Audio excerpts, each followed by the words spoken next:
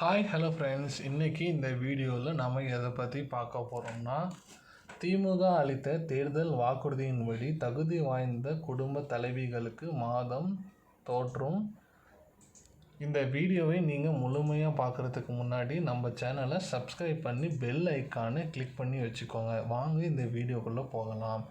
திமுக அளித்த தேர்தல் வாக்குறுதியின்படி தகுதி வாய்ந்த குடும்ப தலைவிகளுக்கு மாதந்தோறும் ரூபாய் 1000 வழங்கும் திட்டமாக கலைஞர் மகளிர் உரிமை தொகை திட்டம் அறிஞர் அண்ணா பிறந்த நாளான செப்டம்பர் 15ஆம் தேதி முதலமைச்சர் மு.க.ஸ்டாலினால் தொடங்கி வைக்கப்பட்டது.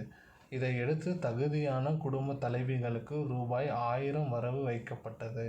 அதே நேரத்தில் கலைஞர் மகளிர் உரிமை தொகை பெறுவதற்கான விண்ணப்பித்த மகளிர் உரிமை தொகை வராதவர்கள் மேல்முறையீடு செய்யலாம் என அறிவிக்கப்பட்டுள்ளது. இந்நிலையில் அக்டோபர் மாதம் பிறந்துவிட்டால் மகளிர் உரிமை தொகை எப்போது கிடைக்கும் என எதிர்பார்ப்பு பெண்களிடையே ஏற்பட்டுள்ளது. இதைத் தொடர்ந்து ஒவ்வொரு மாதமும் 15ஆம் தேதி மகளிர் உரிமை தொகை வழங்கப்படும் என்று தகவல் வெளியாகியுள்ளது.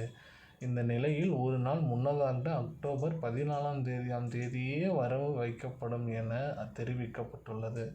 அதாவது அந்த மாதம் 14ஆம் தேதி வங்கி கணக்கில் செலுத்தப்படும். அக்டோபர் 15ஆம் தேதி ஞாயிற்றுக்கிழமை என்பதால் 14ஆம் தேதியே வங்கிகளில் பணத்தை செலுத்த தமிழக அரசு திட்டமிட்டுள்ளது.